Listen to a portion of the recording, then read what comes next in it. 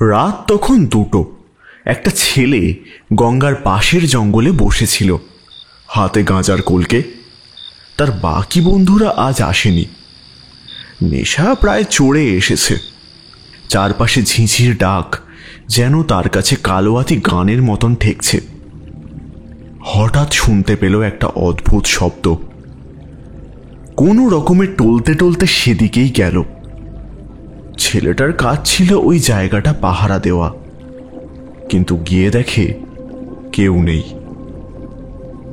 তারপর নিচের দিকে দেখতেই চোখ গিয়ে কপালে উঠল। যে কবরগুলো পাহারা দেওয়ার কথা ছিল সেগুলো ফাঁকা। দেখে মনে হয় কেউ যেন ভিতর থেকে বেরিয়ে এসেছে।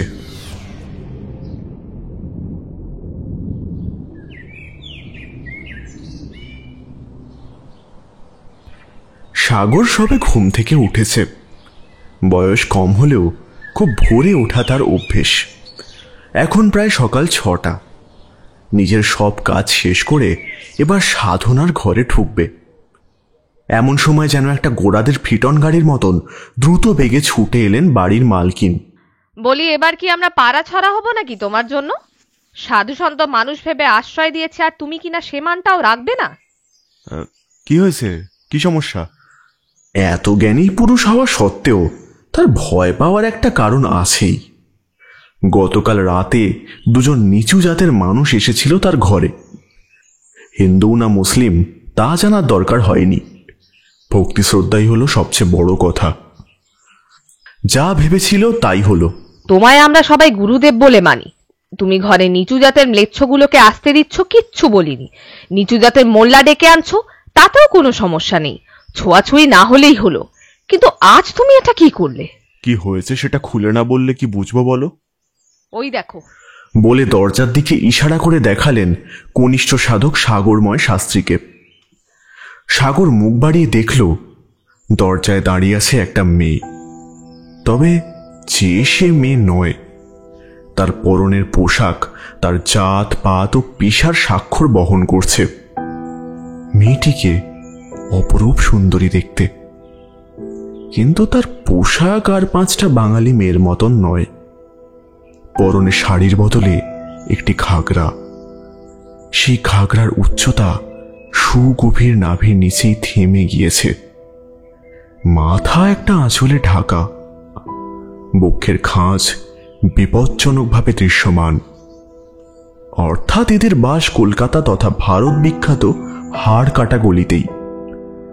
সাগর তার দিকে তাকিয়ে সবটা বুঝে নিতে চেষ্টা করছিল। তারপর মালকিনের চোখে চোখ রেখে বলল, ও আমার কাছে এসেছে, আমি আসতে বলেছি। যদি কোনো সমস্যা থাকে তাহলে গাজী সাহেবের কাছে গিয়ে বলতে পারো। উনি আমায় সবকিছুর অনুমতি দিয়েছেন। আশা করি তার কথার অবজ্ঞা করলে কি হবে সেটা ভুলে যেতে বসনি। বাড়ির মালকিন আর কিছু বলার সাহস পেলেন না।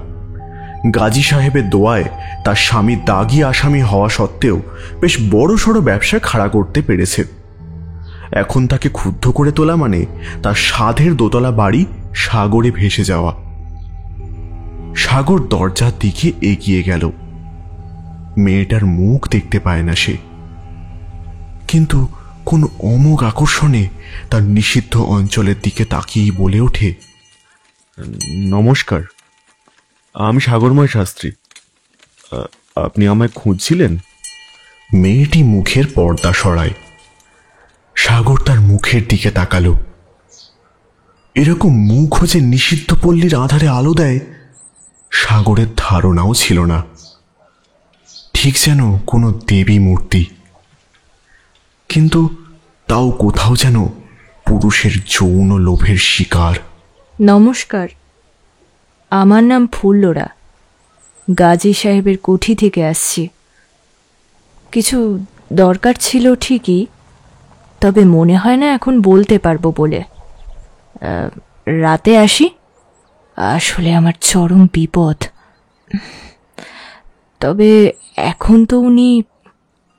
না না, এখন কিছু বলতে হবে না। তবে রাতে তোমার...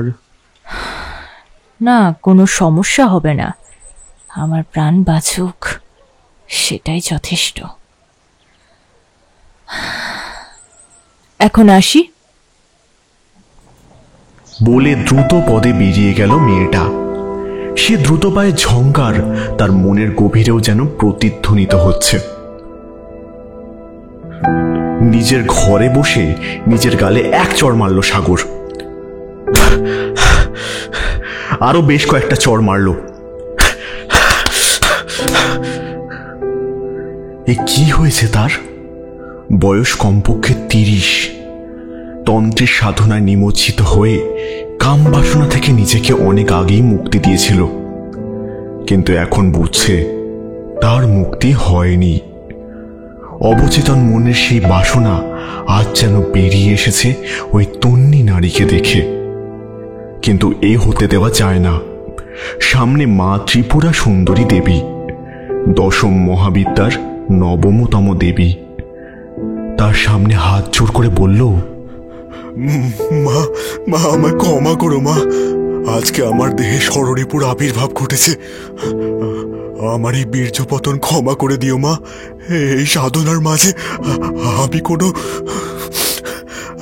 কোনো বাধা চাই না মা। বলে কান্নায় ভেঙে পড়ল সাগর। ফুল্লরা ভয় ভয়ে নিজের ঘরে ঢুকে তালা বন্ধ করে দিল। তাকে বের হতে কেউ দেখেনি। সত্যি বলতে গাজী সাহেব ওই যুবক সাধকের কাছে যেতে নির্দেশ দেয়নি, সে নিজেই গেছিল। যেতেই হতো, না হলে যে চরম বিপদ তার। কিন্তু রাতে যাবে কিভাবে? কানু দালাল তাকে ছাড়বে? অবশ্য ওকে নিয়ে ভয় নেই, গাজী সাহেবকে নিয়েই ভয় বেশি। একবার জানতে পারলে কি যে হবে, এই ভেবেই তার মাথা খারাপ হয়ে যাচ্ছে। কিন্তু যেতে তো হবেই। শেষমেশ কানু দালালের কাছে ছুটে গেল।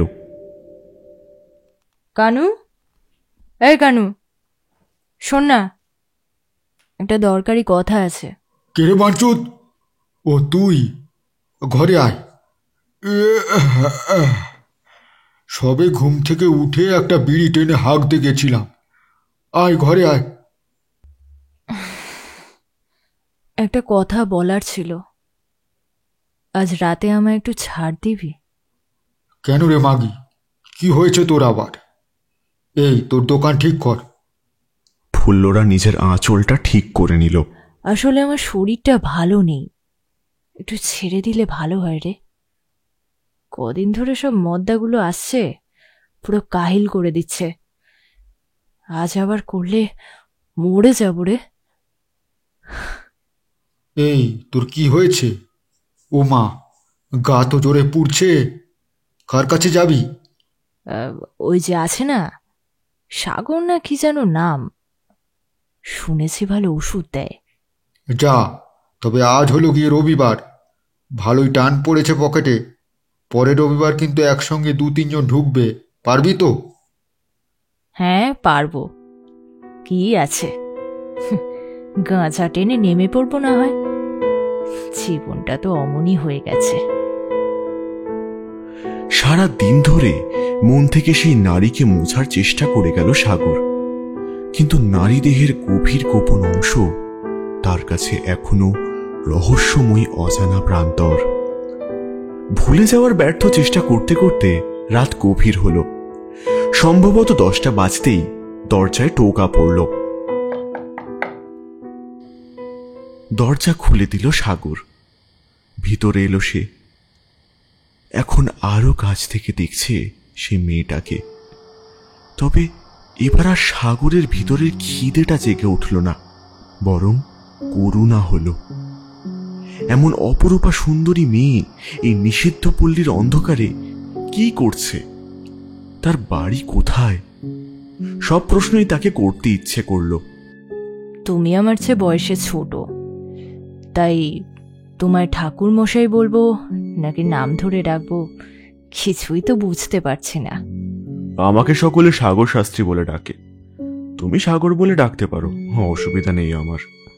আমি মনে করি সম্মানের চেয়ে ভক্তি অনেক বড় জিনিস, আর যেখানে মায়ের মন্দির সেখানে আমার মতন তুচ্ছ মানুষকে ভক্তি দেখানো বৃথা। বলো তোমার কি সমস্যা? আমাকে দেখে বুঝেছ নিশ্চয়ই আমি বেশ্যা। তোমার পবিত্র ঘরে পা রাখলাম, তাতে তোমার কোনো সমস্যা নেই? আপাতত মা ত্রিপুরা সুন্দরী তোমার কথা শুনে হাসছেন। কেন? শোভাবাজারের রাজবাড়ির দুর্গাপুজোর মূর্তি তৈরি করতে যাদের আলয়ের মাটি ব্যবহার করা হয় তাদের নিষিদ্ধ করব কোন সাহসে? না, আমরা তো সভ্য নয়। আমাদের কাজটাই তো অসভ্য লোকেদের নিয়ে। গোটা শরীরের এমন কোনো জায়গা নেই যেখানে কোনো পুরুষের ছোঁয়া লাগেনি। ও কথা থাক, বলো কি দরকার? তার আগে একটা অনুমতি চাইব। আমি যদি রাতটা তোমার ঘরেই থাকি, তোমার কোনো সমস্যা নেই তো? কারণ না, আমি কারণটা জানি, তুমি স্বচ্ছন্দে বলতে পারো। আমি কি করে এখানে এলাম সে কথা বলে সময় নষ্ট করব না। আসলে আমার সঙ্গে শেষ কয়েকটা মাস ধরে একটা অদ্ভুত ঘটনা ঘটছে, তার জন্যই হয়তো আমার জীবন বিপন্ন। আসলে আমার জীবনের সবচেয়ে বড় শত্রু হলো আমারই রূপ।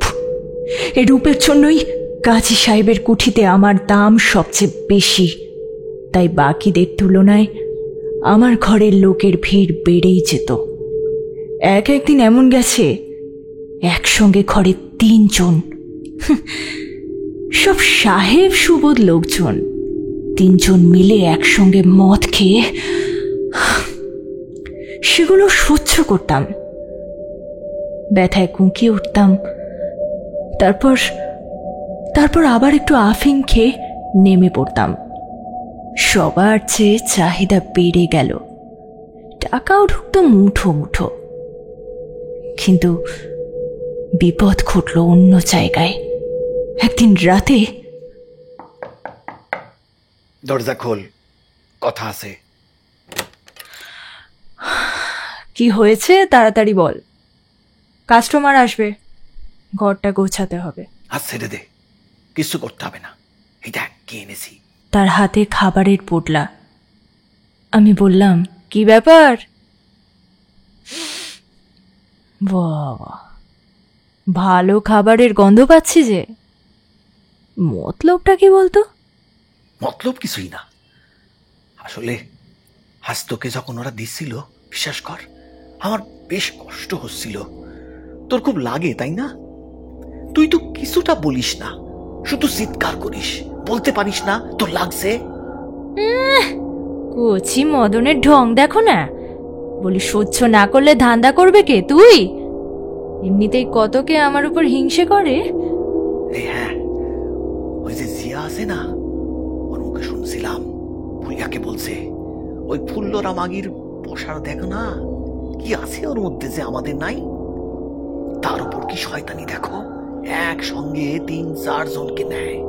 সাহেবদের তো ধরা বাঁধা, আমরা করে খাবো কি? ওদের কথা বাদ দে, কি এনেছিস বল। সে নয় বলছি, তুই আগে বল, তুই কম কম কাস্টমার নিতে পারিস না? কাজী সাহেবকে বললেই তো উনি অনুমতি দিয়ে দেবেন। এরপর খালেদ আমার গাল দুটো ধরে বলেছিল, এরকম করতে করতে মরে যাবি একদিন।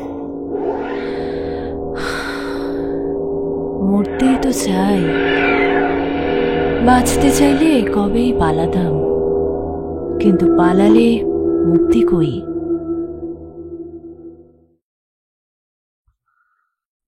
বাড়ির মালকিনের নাম হেনা খাতুন। হেনার স্বামী বাড়িতে আসতেই তাকে সবটা খুলে বলল। হে, শেষমেশ এই বাড়িতে বেশ্যা এসে ঢুকলো, কিন্তু কিছু বলতে গেলেই তো সর্বনাশ। তাহলে আর বলছি কি, এবারে ভাবো কি করা যায়। দাঁড়াও, আগে একটু কথা বলে আসি, তারপরে হেস্তনেস্ত করতেই হবে। না, তুমি যাবে না, গাজী সাহেব জানতে পারলে। নিকুচি করেছে গাজী সাহেবের। বলে হন্তদন্ত হয়ে নিচের ঘরে গেল সিরাজ। কিছুক্ষণ পর দরজা ধাক্কা দিতেই ভিতর থেকে বেরিয়ে এলো সাগর। বাইরে বের হয়ে এসে জিজ্ঞাসা করলো, কিছু বলবেন? আপনি খুব রেগে আছেন মনে হচ্ছে। ঘরের ভেতর কে আছে? কে আছে ঘরের ভেতর? ও আছে কেউ একজন, আপাতত সে গভীর দুঃখে ব্যথিত। ওকে বিরক্ত করবেন না। কিছু বলার থাকলে আমায় বলুন। বলার আর কিছু নেই, শুধু এটুকুই বলতে চাই যে বাড়িতে অনেক নিচু জাতের মোল্লাদের ঢুকিয়েছে, এখন আবার বেশ্যা। আপনার ভাষায় গাজী সাহেবের কুঠির খাস মেহমান উনি। অবহেলা করলে আপনারই ক্ষতি। কিন্তু এই সমাজে আমারও তো একটা মান সম্মান আছে নাকি? সে তো অবশ্যই, কিন্তু আমি যে হিন্দু মুসলিম মানি না। আমি মনে করি সবাই এক ঈশ্বরের সন্তান। সেই সন্তান এবার নিজের পিতামাতাকে চিনতে না পেরে কখনো এক মুখ দেখে পূজা করে, তো কখনো নিরাকার আল্লাহকে। কিন্তু আমার কাছে তো সবাই সমান, সে বেশ্যা হোক বা রাজকুমারী।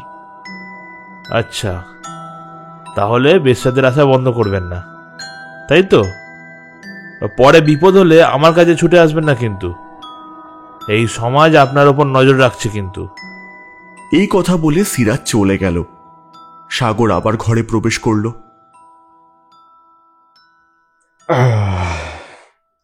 বলো। আমার আশাটা ওনাদের পছন্দ হয়নি, তাই না? সে নিয়ে তোমাকে ভাবতে হবে না, তুমি আসল কথাটা বলো। আসলে এই সিরাজ মিয়া এখনো আমার কাস্টমার। দিনের বেলা সবাই সভ্য, রাতে সব এক একটা নেকড়ের জাত। তো যেটা বলছিলাম, এরপর মাঝে মাঝে এরকম হতো যে খালেদ আমাকে ব্যবসা বন্ধ করে ঘরে বসতে বলতো। আমার হাত ধরে কখনো এখান থেকে পালানোর কথা, কখনো বিয়ের কথা, কখনো বাচ্চার কথাও বলতো। সত্যি বলতে এগুলো আমার ভালো লাগতো না, ভয় হতো। তবে এক দালাল বেশ্যার প্রেমে পড়েছে এটা শুধু আমি নয়, গোটা গাজী সাহেবের কুঠির সবাই ধীরে ধীরে বুঝতে পারছিল। কিন্তু বিশ্বাস করবে না, খালেদ আমাকে না ছুঁয়ে দেখলেও ওর চোখে একটা লোভ ছিল। আমার বুকের দিকে না দেখলেও অন্যদের বুক তার চোখে যেন আটকে থাকত। আমি একবার থাপ্পড় মেরে ওকে বলেও ছিলাম, এই শালা তুই কার দালাল রে? ওর বুকটা তো একেবারে হাঁ করে গিলে নিবি মনে হচ্ছে। তাহলে তুই খেতে দে বলে অসভ্যের মতো হেসে উঠত। আসলে কি জানো তো, আমরা বেশ্যা হতে পারি কিন্তু বেঈমান নয়। আমিও তো মন থেকে খালেদকে ভালোবেসে ফেলেছিলাম। এভাবেই কিছুদিন চলছিল। তারপর একদিন খালেদ বলে বসল যে ও আমাকে নিয়ে পালাবে। আমি ভয় পেলাম। ও আমাকে বলল যে কিছু হবে না, তাও আমি সাহস পেলাম না। আজ রাতে তোর জামা কাপড় সব গুছিয়ে রাখবি, পর রাতেই পালাবো। কোথায় যাবি খালেদ? কোথায় পালাবি এখান থেকে? যেখানে পারি পালাবো। তোকে প্রতি রাতে লোকগুলো এসে খেয়ে যায়, এটা আমার সহ্য হয় না। তুই তুই শুধু আমার, তোর দেহ মন সবকিছুর ওপর আমার অধিকার আছে। তোকে নিয়ে এমন জায়গায় পালাবো না যে ওই সোনাউল্লাহ গাজীও খুঁজে পাবে না। গাজী সাহেবের নাম মুখে আনছি শতভাগা, উনি না থাকলে তো না খেতে পেয়ে মরতিস। আমাদের মতন মেয়েগুলো কোথায় যেত? বিলেতি কাস্টমার আসে বলেই তো শান্তিতে বেঁচে আছি। ওরে মাগি, এটাকে বেঁচে থাকা বলে না। কিন্তু যে মানুষের হাত এত লম্বা, তার হাত থেকে বাঁচবো কিভাবে আমরা? সোনাগাজী নামটা ওনার বলে এই নয় যে গোটা পৃথিবীটা ওনার নামে লেখা আছে। আমি সব ব্যবস্থা করছি, তুই রেডি থাক। বলে সেই যে চলে গেল, সে আর ফেরেনি। মাঝে গাজী সাহেবের 3 জন লোক এসে আমায় পিটিয়ে গেছে। ওরা খালেদকে মেরে ফেলেছে, আর তাই আমার এই দুর্দশা। তবে খালেদ মনে হয় আমাকে ছেড়ে যেতে পারেনি, আর ঠিক সেই জন্যই আমার এখানে আসা।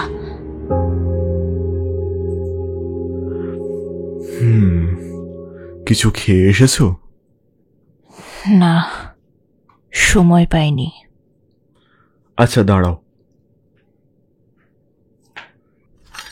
এই ভাতটুকু খেয়ে নাও, না হলে শরীর খারাপ করবে। ফুল্লরাকে খাবারটা দিতেই সে দ্রুত খেয়ে ফেলল। বোঝাই যায় যে তার খিদে পেয়েছে। তুমি কিভাবে জানলে যে খালেদকে ওরাই গুম করেছে? কিছু জিনিস জানতে হলে অনেকটা সময় অপেক্ষা করতে হয়। খালেদ যেদিন থেকে আসা বন্ধ করে দিল, সেদিন থেকে আমার জীবনে নেমে এলো চরম অন্ধকার। ওই সোনা কুঠিতে আমার রূপের আগুন থাকলেও দিনের শেষে দালাল হলো সেই দেশলাই। ও না থাকলে আমার ঘরে আগুন জ্বলে না। এভাবে প্রায় 1 সপ্তাহ কাটল। তারপর উপায় না পেয়ে চলে গেলাম সোনাউল্লাহ গাজীর কাছে। ভেবেছিলাম দেখা পাবো না, কিন্তু উনি দেখা দিলেন। আসো আসো বেটি, এই তোরা যা, একটু পরে আমার জন্য হুকো সেজে আনবি। আসসালাম আলাইকুম গাজী সাহেব, আপনার চরণে মাথা নত করি। আপনার কাছে একটা জিজ্ঞাসা আছে, যদি অভয় দেন তো বলতে পারি। আরে বেটি, তুই হলি আমার কোঠির খাস জানানা। তোর রূপের জাদুতে গোরা সাহেবরাও পাগল। বল বল কি চাস? আপনার ঐশ্বর্য আকাশ ছোঁয়া, কিন্তু আজ আমি সেসব চাইতে আসিনি। আমার একটাই প্রশ্ন, আমার খালেদ কোথায়? আমার খালেদ দালাল আবার জানানার নিজের হয় নাকি? কিন্তু তাকে ছাড়া যে আমার চলছে না। এই উৎসবের দিনেও আমার ঘর ফাঁকা, আমার পেট চলবে কিভাবে? খালেদকে খুঁজছিস? সে তো আর এখানে নেই। খালেদ খুব একটা ভালো ছেলে ছিল না, ওর জন্যই তো এই কোঠির উপর অমাবস্যা নাম ছিল। খালেদ কোথায় গাজী সাহেব? বলুন, খালেদ কোথায়? সে তো নেই, আপাতত তাকে অন্য জায়গায় রেখে এসেছি। তবে ও বেশি দূর যায়নি। আর হ্যাঁ, আজ থেকে তোর সঙ্গে নতুন একজন থাকবে। কানো, এই কানো, এদিকে আয়। আদাব। ওকে খালেদের সঙ্গে দেখা করিয়ে আনতো। সে কথা শুনে আমি আটকে উঠলাম। আমি তবু কানুর সঙ্গে গেলাম।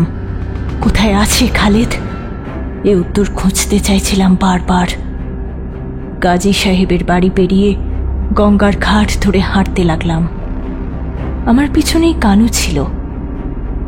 যত এগোচ্ছিলাম তত ভয় লাগলেও আমি পালানোর সাহস করতে পারলাম না। আমার নিশ্চিত বিশ্বাস ছিল একটা ফাঁকা জায়গা দেখে আমাকে গঙ্গায় ডুবিয়ে মেরে দেবে, কিন্তু তা করল না। তার বদলে নিয়ে এলো একটা উঁচু প্রাচীরের পিছনে ফাঁকা জায়গায়। ওপারে কি আছে দেখা যায় না। এই যে তোর খালেদের বাড়ি, এখন থেকে ও এখানেই থাকবে। সাহেবের খুনের দায়ে যাবজ্জীবন হয়েছে। তার মানে গাজী সাহেব খালেদকে ফাঁসিয়ে জেলে ঢুকিয়ে দিয়েছে?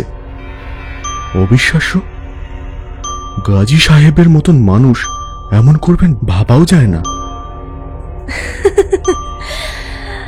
প্রাচীন কুঠির এক প্রবাদ আছে, বেশ্যা ও দালালের প্রেমে আগুন জ্বলে নদীর বুকেও। তাই এই শাস্তি ছিল খালেদের ভবিতব্য। এখন সে কোন জেলে পচে মরছে জানি না।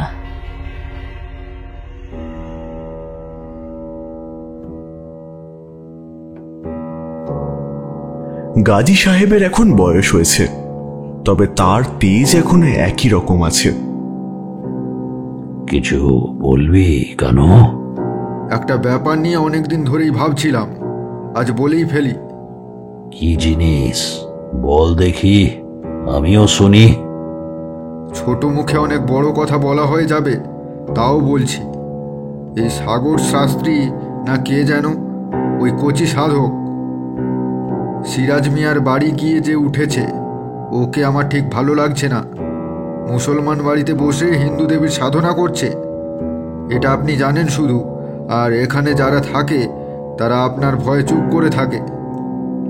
জেরে কাস, ভয় না পেয়ে বল। একজন সাধক কিভাবে একটা মুসলমানের বাড়িতে বসে হিন্দু দেবীর সাধনা করছে? আদেও সাধনা করছে নাকি ফোকটে কুঠির মেয়েদের ঘরে ঢোকাচ্ছে? ওর ঘরে কে যায়? কেন, আজই তো দেখলাম ফুল্লরা গেল, অন্যদিনও কতকে যায় তার ঠিক ঠিকানা আছে? আচ্ছা, তুই যা। গাজী সাহেব এই হাড় কাটা গলির প্রাণ পুরুষ। সাগরকে মানুষ হিসেবে ভালো লেগেছিল তার। সে অপর ধর্মের সাধক হলেও তার মধ্যে মানবিকতার ছোঁয়া ছিল বেশি। সাধক হয়েও সে মানুষের কথা বেশি বলতো। কিন্তু এখন কি করণীয়, সে উত্তর সময় দেবে। আপাতত ঘটনাচক্রের প্রবাহের দিকে তাকিয়ে থাকাই শ্রেয় মনে হলো গাজী সাহেবের। তারপর ওই কাজী আমার সব কেড়ে নিয়েছে, সব কিছু। এখন তো আমার কিছুই নেই।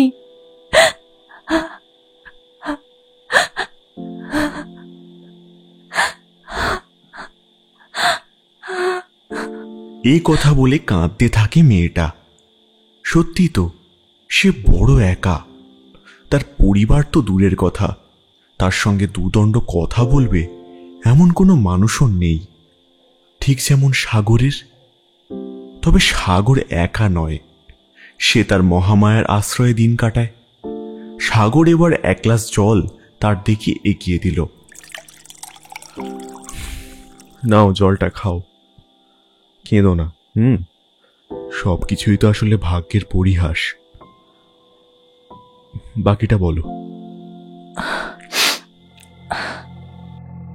তারপর থেকেই ঘটল এক অদ্ভুত ঘটনা। আসলে খালেদ চলে যাওয়ার পর থেকে আমার উপর সকলের রাগ বাড়তে থাকে। সকলে বলে আমার রূপ আমার সর্বনাশ করবে, করছেও তাই। কিরকম যেন একঘরে হয়ে গেছি। নতুন মালটাও খদ্দের আনে না। ও কি ভাষা! আমায় আমায় ক্ষমা করো, ভুল করে বেরিয়ে গেছে। এই এক পেশার দোষ। তারপর থেকেই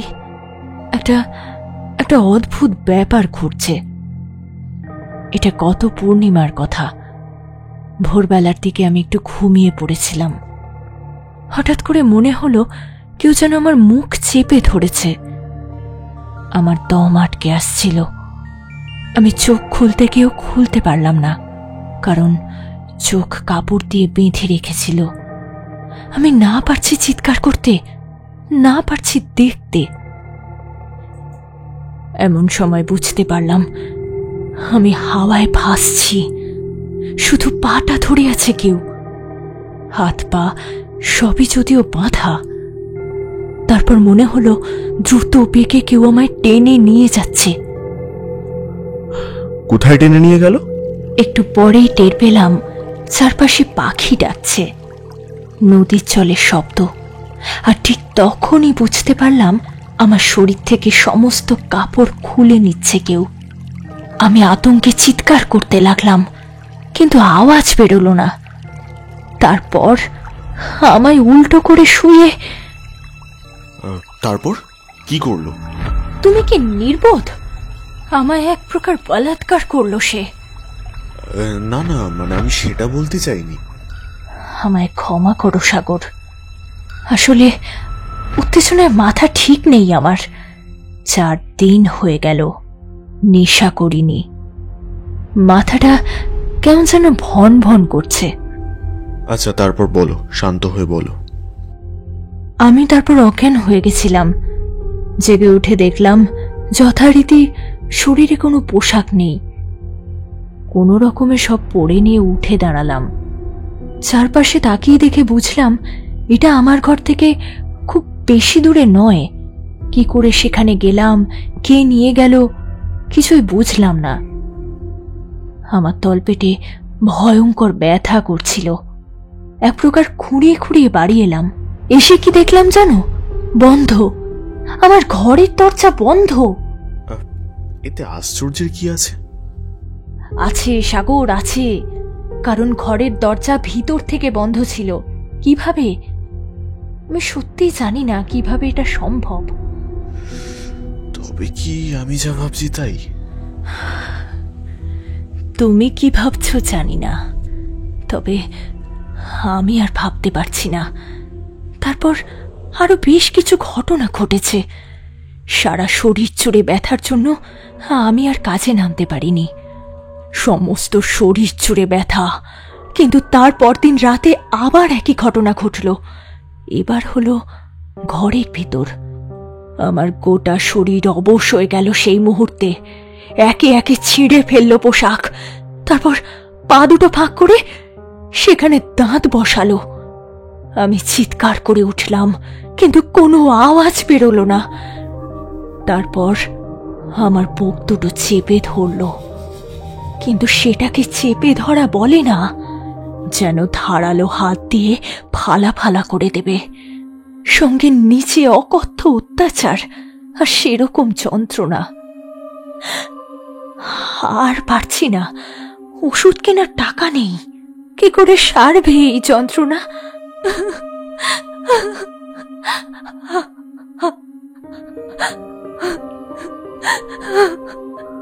এই কথা বলে হাউ হাউ করে কাঁদতে লাগলো ফুল্লরা। সাগর কিছু বলল না, শুধু উঠে কাছে গেল। গিয়ে তাকে সান্ত্বনা দেওয়ার জন্য বুকের কাছে টানবে বলে হাত রাখতেই ব্যথায় কোকিয়ে উঠল ফুল্লরা। আমার ছুঁয়ো না, আমি অপবিত্র। তাছাড়া আমার সারা গায়ে ব্যথা।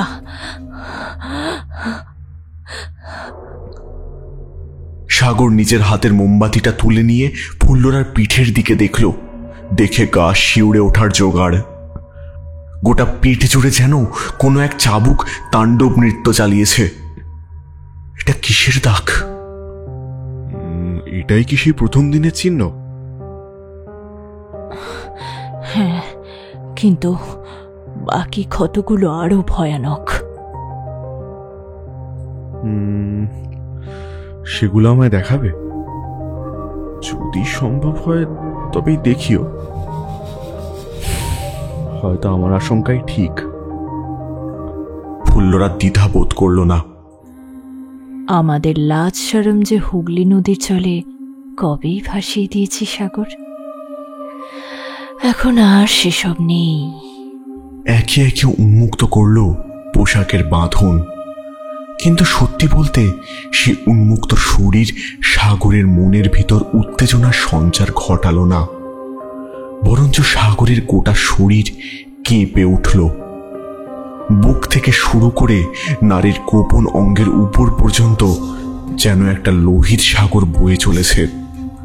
সেই সাগরের রং ওই মোমের আলোতেও যেন জেগে আছে, জানান দিচ্ছে আমরা আছি, আমরা থাকব। ক্ষতগুলোতে মোমবাতির আলো পড়ে বিভৎস দেখাচ্ছে। এ কোনো জীবিত মানুষের কাজ নয়। যার শরীরে দাগ, সেও যেন মৃত।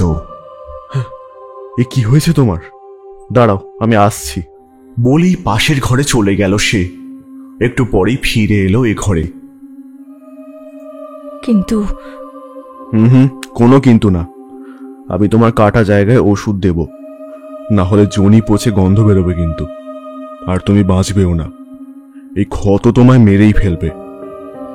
কোঠাবাড়ির মেয়েদের মনের ক্ষত অনেক বেশি সাগর। ফুল্লরার মুখটা নিজের হাত দিয়ে চেপে ধরল সাগর। তাকে চিৎকার করতে না দিয়ে ধীরে ধীরে লাগাতে লাগলো তার নিজের তৈরি মলম।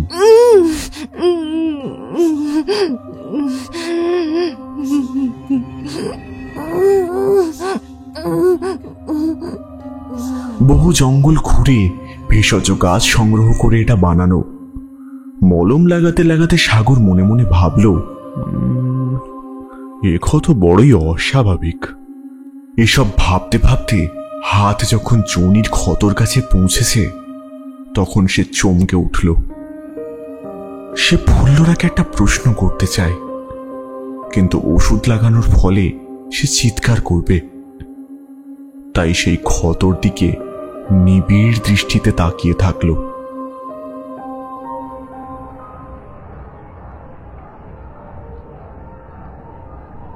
মুনিয়া, শোন এদিকে। বলো, কি দরকার? কাজ আছে, তাড়াতাড়ি যেতে হবে। তোর ঘরের পাশে যে থাকে তার নাম কি রে? আমার ঘরের পাশে? কেন, ফুল্লরা? ও, আজও দরজা বন্ধ কেন রে? কেন রে, ওর উপরে তো পিড়িত বেড়ে গেল কেন রে? যেতিস তো জুঁয়ের ঘরে। যতটুকু জিজ্ঞেস করেছি ততটুকু বল, না হলে এখানেই। এই, মুখ সামলে কথা বল, হ্যাঁ? আর ওই ফর্সা মাগির খবর আমি রাখি না। সালা ডাইনি একটা, আমার মনের মরদটাকে কোথায় গায়েব করে দিল কে জানে। কে, খালেদ? ও তো শুনেছি নাকি গাজী সাহেবকে চুক্তি দিয়ে পালিয়েছে। অবশ্য এখন নাকি জেলে আছে, কি নাকি কি খুন করেছে, ভাষা ভাষা শুনেছি একটা। যাই করুক, ওই ফুল্লরার জন্য আমার সাধের মরদটাও গেল। আর ওই মেয়ে তো ঘরে নেই, কদিন আগে খুঁড়িয়ে খুঁড়িয়ে হাঁটছিল। কোন চুলোয় মরতে গেছে জানি না। আমি যাই। এরপর মুনিয়া সিরাজের থেকে বিদায় নিয়ে এগিয়ে চলল। একটু পরেই যেখানে এলো সেখানে আলো একটু কম। এরপরে রাস্তা বেশ নির্জন। সেই রাস্তা ধরে এগিয়ে চলল। গন্তব্য একজনের বাড়ি, উদ্দেশ্য অজানা। ভোর হয়ে এলো সাগর। এখন একটু ভালো লাগছে। সবাই ঠিকই বলে তুমি জাদু জানো, তাই তোমার কাছে এসে মন, শরীর সবকিছুতে যেন জান ফিরে পেলাম। তুমি এবার ঘরে ফেরো। ঘরে? না, ওখানে ফিরে গেলে এবার মৃত্যু অবধারিত। আর আর তাছাড়া আমার সঙ্গে কে এমন করলো? কি হচ্ছে কিছুই তো বললে না। না, তুমি ফিরে যাও। তবে কি হয়েছে তা বলার আগে দুটো প্রশ্ন আছে। তুমি কি কোনো তান্ত্রিকের কাছে গেছিলে আমার কাছে আসার আগে? না তো, খামুখা আমি তান্ত্রিকের কাছে যাব কেন? আচ্ছা, আর তুমি তো বললে টাকা নেই, তাহলে খাচ্ছ কি? মানে অন্যের দেওয়া কোনো খাবার খেয়েছো নিশ্চয়ই? হ্যাঁ, ধার করে খেয়েছি। কেন, আমার কি হয়েছে? বুঝলাম। আসলে তোমার দেহ এক মৃত ব্যক্তির কামের রোষে পড়েছে। কামের বাসনা করে এমন পিশাচ, সে মৃত্যুর পর তোমায় চায়। সেটা কে হতে পারে তা জানি না। তাহলে কি হবে এখন? আপাতত তোমার ঘরে আমায় যেতে হবে। তোমার ক্ষতের চারপাশে একটা বিশেষ ধরনের চিহ্ন রয়েছে, সেটা তোমার শিরা উপশিরা জুড়ে বইছে। আপাত দৃষ্টিতে লাল মনে হলেও সেই লাল সাধারণ রক্তের চেয়ে আলাদা। তাই আমি নিশ্চিত এ কাজ কোনো মানুষের নয়। আমার ঘরে আসবে তুমি? একটা বিপদের আশঙ্কা তো আছে।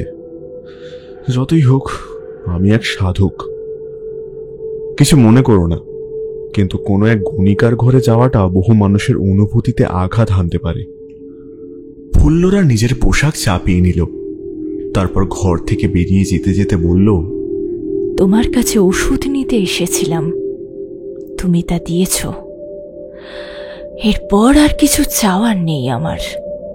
আমি ওই অত্যাচার সহ্য করে বেঁচেছিলাম 3-4 দিন, এই আশায় যে মৃত্যু এবার আসবেই।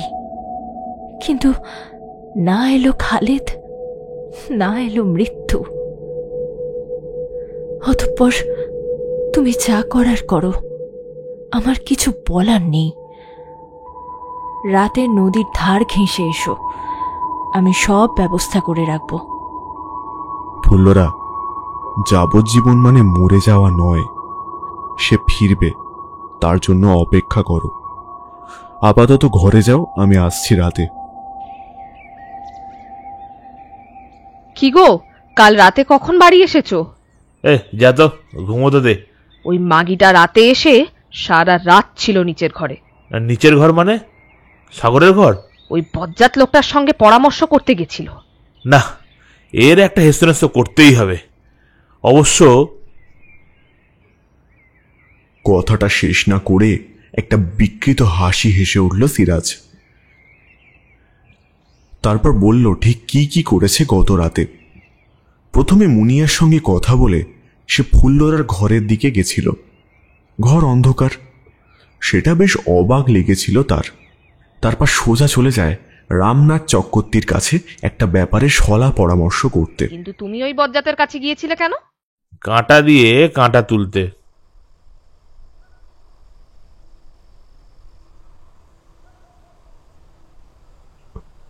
রাত তখন 3টে বেজে গেছে। সাগর নদীর ধারের জঙ্গল পেরিয়ে পৌঁছে গেল ফুল্লরার ঘরে। সাগরের হাতে একটা থলে। আস্তে, আমি ঘরে গিয়ে পিছনের দরজা খুলে দিচ্ছি, ওদিক দিয়ে এসো। সামনের দরজা দিয়ে ঢুকলে দেখে ফেলার সম্ভাবনা আছে। অগত্যা সাগর তাই করল। ঘরের ভিতর ঢুকে তার চারপাশটা একবার দেখল মন দিয়ে। মেয়েরা মায়ের জাত, যেখানেই থাকুক ঘর ঠিক নিজের মনের মতন করে পরিপাটি করে রেখে দেবে। বসো। তুমি ঠিক আছো? কিছু হয়নি তো আর? হ্যাঁ, আমি ঠিক আছি। তোমার ওষুধের দৌলতে ব্যথাটাও কমেছে অনেক। আর ক্ষত? সেদিকে আমি দেখি না। তার উপর তুমি বললে এ হলো পিশাচের ক্ষত। বেশ, তো তুমিই দেখে নিও। পিশাচ কিনা সেটা বুঝতেই এখানে আসা। এরপর সাগর নিজের থলের ভিতর থেকে একে একে প্রয়োজনীয় জিনিস বার করতে লাগলো। সবার প্রথমে বার করলো নিজের গুরুর দেওয়া বরাহ চামড়ার আসন। তারপর একে একে কিছু কৌটো, হোমকুণ্ড এবং কিছু শুকনো কাঠ, সাথে একটা মরার খুলি। আমি এবার পিশাচ আবাহনী মন্ত্র উচ্চারণ করতে বসবো। এই মন্ত্রের সামনে যে বসে থাকে তার মনের ভয় পিশাচকে শক্তিশালী করে তুলতে পারে। তাই আগে থেকেই জিজ্ঞাসা করছি, তুমি কি এখানে থাকবে নাকি পালাবে? আমার কোনো ভয় নেই সাগর। আমি কোথায় বসবো? আচ্ছা, তুমি আমার পাশে বসো। আমি আমাদের চারপাশে সুরক্ষা কবচ গণ্ডি বেঁধে দেব। তুমি মনে সাহস ধরে রেখো। এরপর সাগর শুরু করলো তার মন্ত্রপাঠ। তার সামনে হোমকুণ্ডে আগুন জ্বলছে। বিড়বিড় করে মন্ত্র পড়তে পড়তে তার ভিতর ঢেলে দিচ্ছে কিসব গুঁড়ো গুঁড়ো পদার্থ। তার থেকে একটা বীভৎস গন্ধ বের হলেও তা উপেক্ষা করা যায়। ফুল্লরা এক দৃষ্টে সাগরের দিকে তাকিয়ে রইল। তার মনের ভয় সাগরকে দেখে যেন কোন সমুদ্রের অতলে তলিয়ে গেছে। বুকে সাহসের সঞ্চার ঘটেছে। সেদিন ওষুধ লাগানোর সময় যে হাত বক্ষ যুগলে রেখেছিল সাগর, সে স্পর্শ যেন একরাশ আকাশের মতন শান্তির। কতদিন তাকে কেউ এভাবে ছুঁয়নি। চোখ থেকে এক ফোঁটা জল গড়িয়ে পড়ল তার। ঠিক এমন সময় অদ্ভুত এবং ভয়ঙ্কর ঘটনা ঘটল একটা। সাগরের সামনে রাখা সেই করটি হাওয়ায় ভাসছে। সেই করটির চোখ দুটো সবুজ হয়ে গেছে। সেটা চারপাশে কিসের একটা কালো ছায়া, আর সেই করটি আকাশ ফাটা চিৎকারে হাসছে।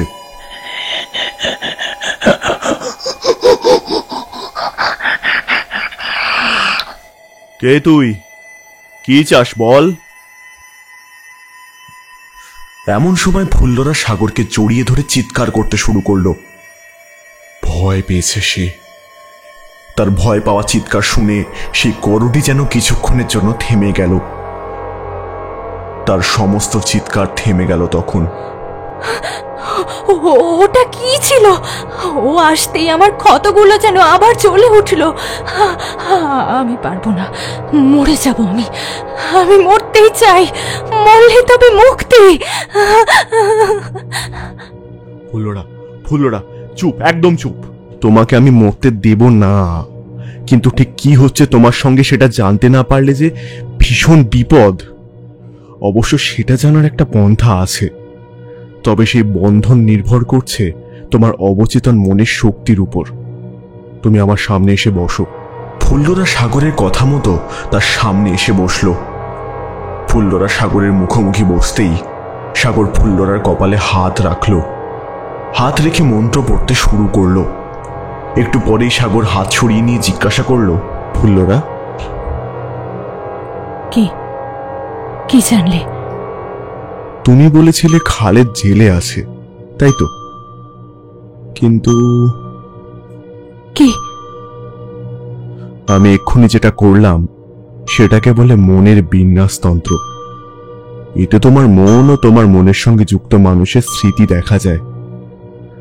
আমি যদি খুব ভুল না হই, তাহলে হয়তো তুমি বুকে একটা মিথ্যে আশা নিয়ে বেঁচে আছো। গাজী সাহেবের লোক আমার পিছনে পড়েছে, আজ না পালালে আমার সব শেষ হয়ে যাবে। এটাই ছিল খালেদের শেষ কথা। তারপর সব অন্ধকার। কিন্তু আমার স্মৃতিতে খালেদ কেন? আমি তো জানতাম না গাজী সাহেবের লোক কখন ওর পিছনে পড়েছে। তুমি মনে হয় আমার কথা ঠিক করে শোনোনি। তোমার মনের সঙ্গে যুক্ত অন্য মানুষের মনের স্মৃতি আমি দেখতে পাবো। তোমার মনের সঙ্গে অন্য মানুষের মনের স্মৃতি যা অজানা থাকবে তা দেখা সম্ভব নয়, যদি না সেই ব্যক্তির অতৃপ্ত আত্মা তোমার উপর প্রভাব বিস্তার করে। মৃত খালেদ নেই? তাহলে যে বললে জেলে, মিথ্যে মামলায় ফাঁসিয়ে। আমি যে কিছুই বুঝতে পারছি না। সাগর, সাগর, তুমি ভুল বলছো। এ হতে পারে না, এ হতে পারে না।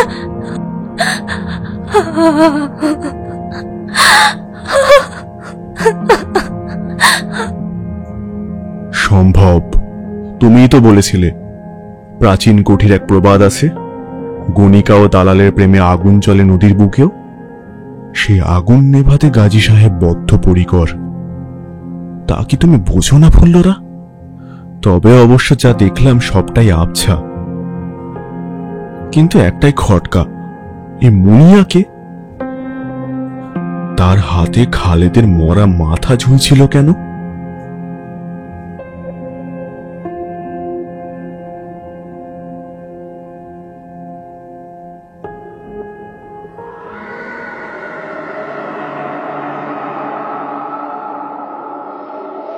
বাবা, কি হলো বাবা? রেগে আছো কেন? কি হয়েছে? বাধা পড়লো আজ, বাধা।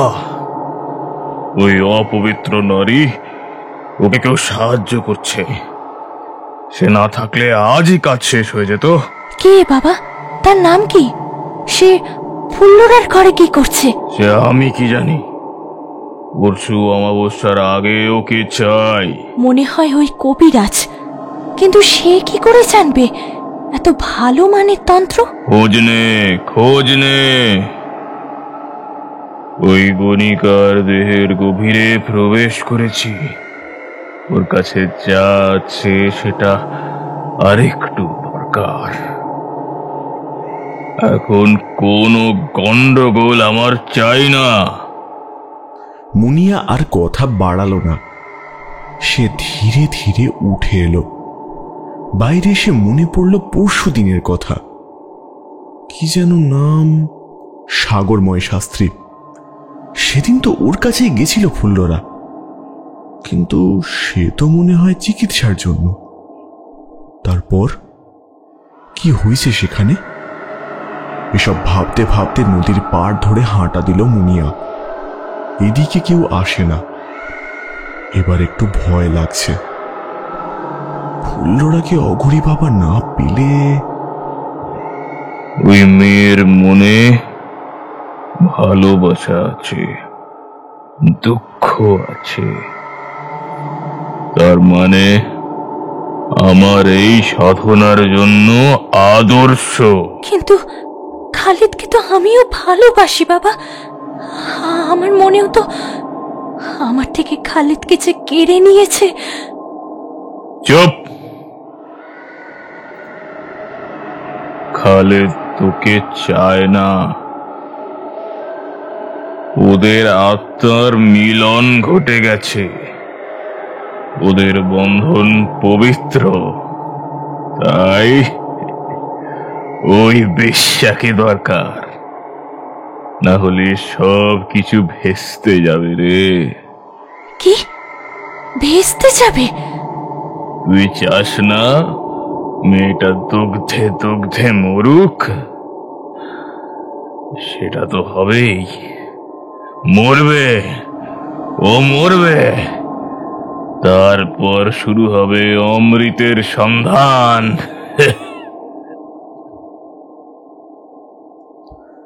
সেদিনের সব কথা মনে পড়ল মুনিয়ার।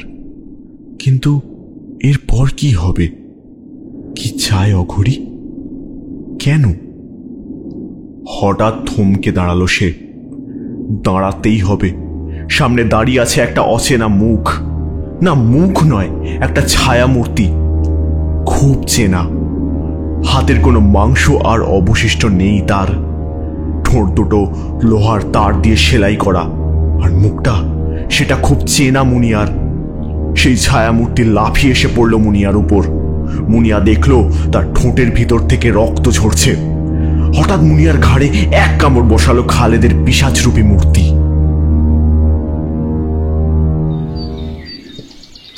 সাগর ও ফুল্লরা মুনিয়াকে খুঁজতে খুঁজতে নদীর ধারে এসে পড়েছিল।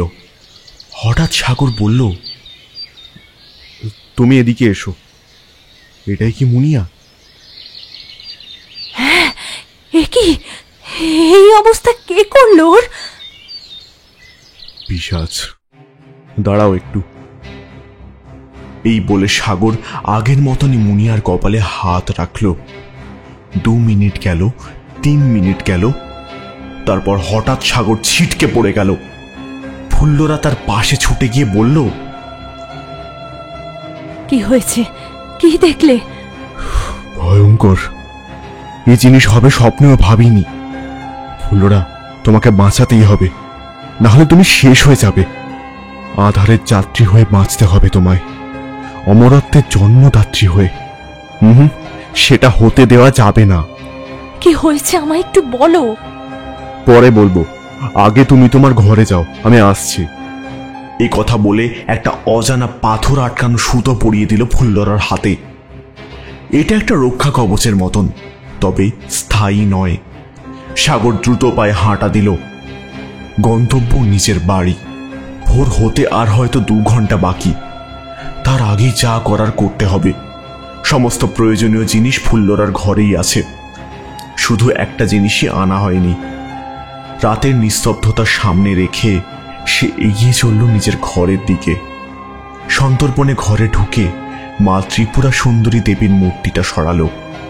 তার নিচে একটা অগভীর কুঠুরি। সেখান থেকে বের করে আনলো একটা ছোট বাক্স। বাক্স খুলতেই দেখা গেল একটা কাপড় জড়ানো ছোট বাক্স। না, সেটা কোনো বাক্স নয়, একটা বই। তার বাইরেটা বরাহ চামড়া দিয়ে তৈরি। সেটা নিয়ে দ্রুত বেরিয়ে গেল ঘর থেকে। ঘরের দরজায় তালা দেওয়ার কথাও তার মনে রইল না।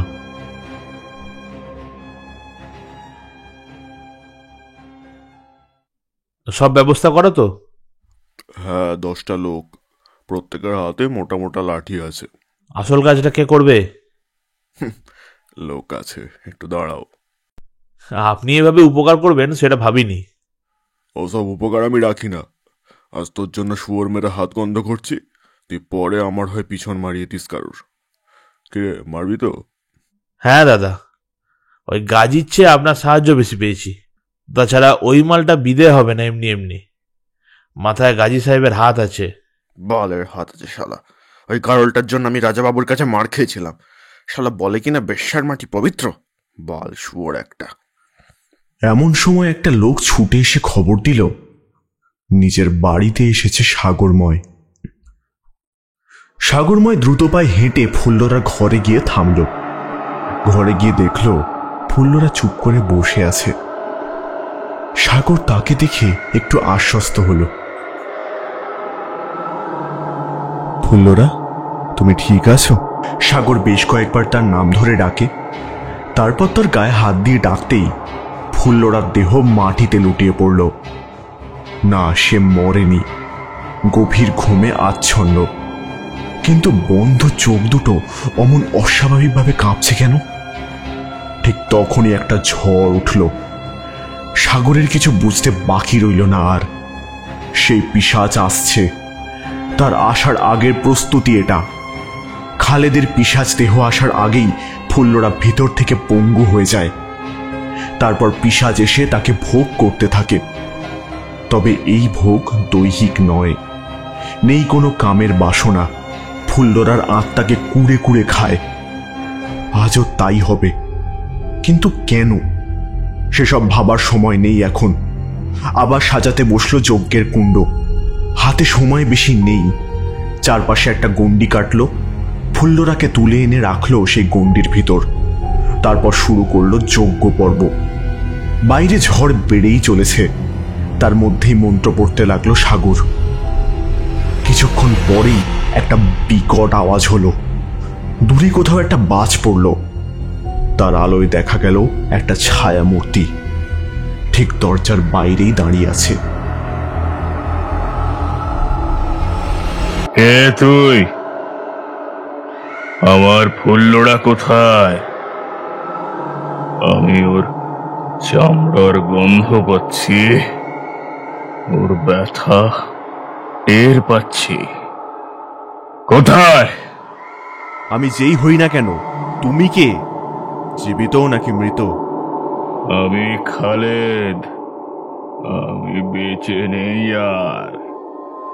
ওই কাজীর বাচ্চা আমায় কেটে ফেলে রেখে দিয়েছে। না, তুমি খালেদ নও, তুমি অন্য কেউ। আমায় মিথ্যে বলে লাভ নেই, আমি সব দেখতে পাই। তুই সাগর, তাই তো? খেপা সাধকের শিষ্য। জানি জানি, শালা সাধক হয়েও বেশ্যার প্রেমে পাগল। ওকে পাওয়ার অধিকার আমার আছে, তোর না। সাগরের চোখ তখন কোনো এক অজানা আলোকে উজ্জ্বল। সেই আলো যেন বিশ্ব ব্রহ্মাণ্ডের সমস্ত কিছুকেই দেখতে পায়। কিন্তু তুমি খালেদ নয়। দেহ খালেদের হতে পারে, কিন্তু তুমি সেই অঘরী সাধক। তুই কি করে জানলি? মূর্খ সাধক, কি যোগ্যতা আছে তোর? বলছি, তুমি খালেদের দেহের সঙ্গে মন্ত্র বলে যুক্ত। খালেদের কাছে রয়েছে ফুল্লরার আত্মার অংশ, আর আমি মন্ত্র বলে সবকিছুর সঙ্গে নিজেকে জড়িয়ে নিয়েছি। তাই তোমাকে আমি ফুল্লরা স্মৃতিতে আবছা দেখতে পেয়েছি। তুমি ফুল্লরার কাছে কি চাও? পিশাচ। স্থিমিত হয়ে গেল চোখের আলো, কিন্তু না, আবার ধক করে চলে উঠল সেটা। সেই আলো আসরিক ক্রোধের আগুন দিয়ে তৈরি। কি চাই? সব বুঝেছিস যখন, এটা বুঝলি না? অবশ্য বুঝবি কি করে? তোর গুরু যে আমারও গুরু, তাই তোকে কতটা শিখিয়েছে এই জগতের তা আমি জানি। আমি হলাম নরসিংহ। মরার আগে নামটা জেনে রাখ। সাগরের কানে নামটা বজ্রের মতো আঘাত করল। নরসিংহ!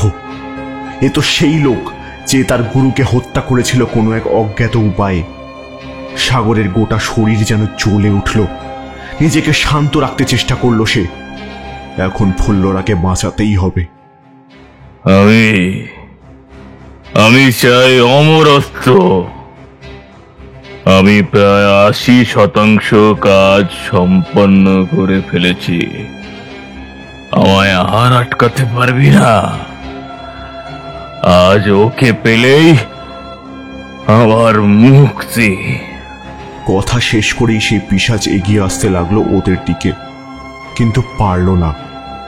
সাগরের মন্ত্র বলে তাদের চারিদিকে একটা কবচ করে উঠেছে। সেই পিশাচ এবার উন্মাদের মতন ধাক্কা মারতে লাগলো অদৃশ্য কবচের উপর। সে আওয়াজ আকাশ ছোঁয়া। সাগর ভয় পেতে লাগলো। এবার দ্রুত কাজ শেষ করতে হবে। সাগর থলে থেকে বইটা বের করে আনলো। সেটাকে হোমকুণ্ডের উপর রেখে দিয়ে চোখ বন্ধ করে মন্ত্র পড়তে শুরু করলো। ফুল্লরার দেহে কোনো জ্ঞান নেই। এদিকে সেই পিশাচ সজোরে আঘাত করে চলেছে। ধীরে ধীরে দুর্বল হচ্ছে কবচ। এবার শেষ করব তোদেরকে। এই কথা বলে পিশাচটা সাগরের দেহ তুলে ধরলো উঁচুতে, তারপর সোজা ছুড়ে দিল দেওয়ালের দিকে। সাগর দেওয়ালে ধাক্কা খেয়ে মাটিতে পড়ে গেল। ব্যথায় কোমর অবশ হয়ে যাচ্ছে তার। পিশাচটি এবার গর্জন করে উঠল, তারপর এগিয়ে গেল ফুল্লরার দিকে। ফুল্লরাকে এক হাতে কোলে তুলে নিয়ে বিছানায় ফেলে দিল।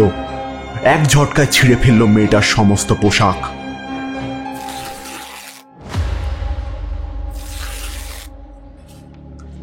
তারপর তার কণ্টকযুক্ত হাত ফুল্লরার গোপন অঙ্গের মধ্যে প্রবেশ করাতে শুরু করলো। ফুল্লরা পাগলের মতন চিৎকার করছে। এই মিলনে কারোর কোনো সুখ নেই। ফুল্লরা একটা বেশ্যা। ওর দেহে বহু পুরুষের ঔরস রয়েছে, তাই ওর দেহ অপবিত্র। ওর দেহটাকে ভক্ষণ করে আমি চলে যাব বহু দূর। সেখানে এক মন্দির আছে। ওই মন্দিরের প্রত্যেকটা দেওয়ালে ওকে বন্দি করে রাখবো। তারপর আমি যতবার প্রাণ হারাবো, জন্ম হবে ওই মন্দিরের দেওয়াল থেকে পূর্ণাঙ্গ রূপে। অমরত্ব, এইভাবেই অমরত্ব ফিরে পাবো। বেশ্যার দেহ ছাড়া এটা সম্ভব নয়। ওদের ওপর স্বয়ং সৃষ্টিকর্তার হাত আছে। তাই আমি অমর হয়ে যাব। ঠিক তখনই তার দেহ এফোড় ওফোড় করে দিল একটা ভোজালি। পিশাচ চিৎকার করে উঠল। পিছন ফিরে দেখল সাগর দাঁড়িয়ে আছে, তার হাতে ধরা সেই ভোজালি। এটা যে সে ভোজালি নয়, না হলে পিশাচকে আঘাত করা তো সম্ভব না। পিশাচ ফুল্লরাকে ছেড়ে দিয়ে সাগরের দিকে ঘুরল। বুকের আঘাতের জন্য ভয়ানক আহত। ভোজালিটা হাত দিয়ে বের করে আনতে চেষ্টা করলো, কিন্তু পারল না। ভোজালির হাতলে হাত দিতে গিয়ে হাত জ্বলে গেল তার। এদিকে সে ভোজালি একটু একটু করে পিশাচের দেহকে কাবু করে ফেলছে। এই সুযোগ পিশাচ এখন দুর্বল। ফুল্লরা, ফুল্লরা, কি কি কি হয়েছে? আমার পোশাক কোথায়? তাড়াতাড়ি চলো, এখানে আর এক দণ্ড নয়। ফুল্লরা তার অবশিষ্ট কাপড় নিয়ে উন্মুক্ত শরীর ঢেকে সাগরের সঙ্গে বেরিয়ে এলো। বের হয়ে প্রাণপণে দৌড়াতে লাগলো তারা। অনেক দূর চলে যেতে হবে এখান থেকে। ঘর থেকে পিশাচের গগনভেদী চিৎকার শোনা যাচ্ছে। সেই মন্ত্রপুত ভোজালি দিয়ে পিশাচকে মারলে মৃত্যু হবে অঘরীর, মুক্তি পাবে ফুল্লরা। কিছু দূর যাওয়ার পর তারা দুজনেই হাঁপিয়ে উঠল। ফুল্লরা সবচেয়ে বেশি দুর্বল। সাগর তাকে আশ্বাস দিয়ে বলল, আর একটুখানি, তারপর আমার ঘরে বিশ্রাম নিও। তারপরে কি করা যায় ভেবে দেখব। ততক্ষণে ফুল্লরার দেহ অনেকটাই দুর্বল হয়ে পড়েছে। সে সাগরকে জড়িয়ে ধরে কোনো রকমে হেঁটে চলল। তার দেহ থেকে কাপড়গুলো আলগা হয়ে যাচ্ছে। অগত্যা কোনো উপায় না দেখে সাগর দুই হাতে তুলে নিল ফুল্লরাকে। সযত্নে সাজিয়ে দিল কাপড়গুলো। তারপর নিয়ে চলল নিজের ঘরের দিকে। গঙ্গার ধারের রাস্তা, তাই কারোর দেখতে পাওয়ার ভয় নেই। একটু পরে একটা বিস্ফোরণের শব্দ পেল। ওই তবে শেষ হলো পিশাচ। কিন্তু সামনে ওটা কে? এ কি নরসিংহ, তুমি? তোমার তো না, মরিনি। তোর গুরুর বিদ্যা আমিও পেয়েছি, তাই সেসব আমি জানি। যাই হোক, এবার ফেরত দে ফুল্লরাকে, ও আমার। না, কোনো মতেই দেব না। জানতাম। হে মৃত্যু নগরীর দূত, আবির্ভাব হও। সাগর পালিয়ে যাওয়ার চেষ্টা করতে লাগলো, কিন্তু পারল না। মাটি থেকে অদৃশ্য কিছু হাত তার পা দুটো চেপে ধরে রেখেছে। ফুল্লরাকে মাটিতে নামিয়ে রাখলো সে। তার সামনে সেই অঘরী সাধক নির্মমভাবে হাসছে। সে নিশ্চিত মৃত্যু নগরীর দূত এসে সাগরের দেহকে গ্রাস করে নেবে। সাগর হঠাৎ দেখল একটা বিভৎস ভৌতিক চেহারা মাটি ভেদ করে উপরে উঠে আসছে। মুখটা কোনো অজানা জন্তুর মতো, মাটি থেকে সম্পূর্ণ বের হতে পারেনি। তাতেই তার উচ্চতা 10 ফুটের বেশি। সাগর তৈরি ছিল। সে তার থলে থেকে দ্রুত বের করে আনলো একটা তরল পদার্থের বোতল। তারপর ছুঁড়ে মারল সেই দানবের দিকে। কিন্তু কই, কিছুই তো হলো না। সেই কাঁচের বোতল দানবকে ভেদ করে অঘরী সাধকের পিছন দিকে গিয়ে আছাড় খেল। পিশাচ মারণ তরল। তুই কি মূর্খ? আমি কি এতটাই বোকা যে তোর সামনে আমি পিশাচ আনবো আবার? এই হলো পাতালপুরী রক্ষকের আত্মার অংশ। ওর মৃত্যু নেই। এতটাও মূর্খ আমি নই। নরসিংহের পিছনের জঙ্গলে আগুন জ্বলছে, কিন্তু সেটা যে সে আগুন নয়। আগুনের একটা অংশ হাতের আকার নিয়েছে। সে হাত অঘরীকে চেপে ধরতেই আগুনে ঝলসে গেল তার কোমর।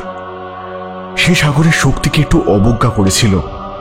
আগুনের ছোঁয়ায় সে কিছু বলার সুযোগ পর্যন্ত পায়নি। সাগর দেখল সেই আগুন তাকে ধীরে ধীরে টেনে নিল নিজের মধ্যে। নরসিংহর সাথে সে দানব পাতালে মিলিয়ে গেল আস্তে আস্তে। ততক্ষণে জেগে গেছে ফুল্লরা। ফুল্লরা, ফুল্লরা, তুমি ঠিক আছো? হ্যাঁ, শরীরটা খুব দুর্বল লাগছে আমার।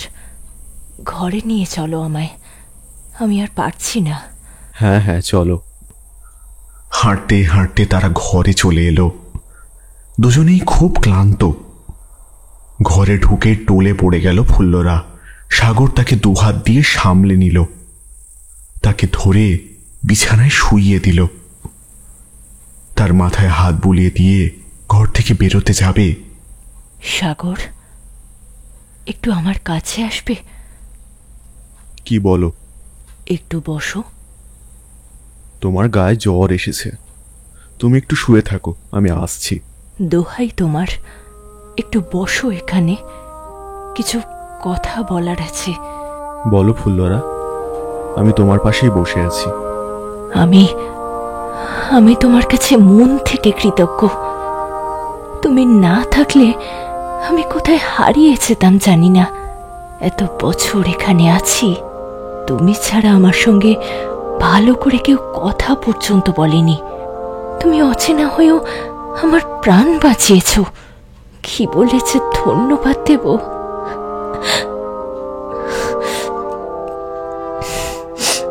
আহা, কাঁদতে হবে না, এসো আমার কাছে এসো। তোমার কেউ না থাকুক, আমি তো আছি। কেঁদো না, মনে জোর আনো। এই কথা শেষ হতেই সাগরকে ফুল্লরা কাছে টেনে নিল। তারপর ঠোঁটে স্পর্শ করলো ঠোঁট। সাগর প্রথমে বাধা দিলেও তারপর সে লাস্যময়ীর কাছে আত্মসমর্পণ করল। সাগরের হাত গিয়ে পড়ল সেই নারীর উন্মুক্ত বক্ষে। সাগরের চোখ ফেটে জল গড়িয়ে এলো। এ কোন মায়া, এ কোন বন্ধন! এই বাঁধনে হারিয়ে যেতে সে শেখেনি। সাধক হতে গেলে ষড়রিপু বিসর্জন দিতে হয় ঠিকই, তবে দেওয়া কি সম্ভব? দেহের মধ্যেই তো মন। মনের শান্তি, দেহের আরাম, সর্ব অঙ্গের শিহরণ, সব তো এক সূত্রে বাঁধা। আজ একটু বিশ্রাম নিই, কাল চলে যাব আমরা। তোমায় আমি কাছে চাই সাগর। তুমি আমার সব কিছু হয়ে গেছো। তুমি বলে আবার জড়িয়ে ধরল সে। ঠিক তখনই ভিতরে দরজা ভেঙে ঢুকলো কয়েকটা লোক। তবে রে, মন্দিরে গরু শুয়ারের মাংস খেয়ে আবার ঘরে মেয়ে ছেলে নিয়ে ধাসটানো হচ্ছে, মশা লাগে। তারপর তাকে বাইরে বের করে এনে উঠোনে নিয়ে এসে ফেললো। সাগর চোখ তুলে দেখলো সামনে শত শত লোক। তার মাঝে চিনতে পারলো 3টে মুখ, সিরাজ, হেনা ও গাজী সাহেব। ঠিক খবর পেয়েছি, এই দেখুন শুয়ারের মাংস, গরু আছে, শালা বেজন্মার বাচ্চা একটা, মশা লাগে। বলে আবার লাথি মারলো বুকে। সাগরও কিছু বলল না, বলতে পারলো না। তার দেহের ভিতর আঘাত পড়তে লাগলো সেই ক্ষিপ্ত জনতার। সাগরকে ফাঁসানো হয়েছে, তবে সাগর নিশ্চুপ রইল। তার মৃত্যু অর্থহীন। তার মুখে লাথি এসে পড়ল ক্রমাগত। ভেঙে গেল চোয়াল। তার মধ্যে একবার ফুল্লরাকে দেখতে পেল সে। তাকে কয়েকটা মেয়ে ধরে রেখেছে, কিন্তু সে কাঁদছে কেন? চিন্তা নেই ফুল্লরার, সে তো আবার ফিরে আসবে সাগর হয়েই।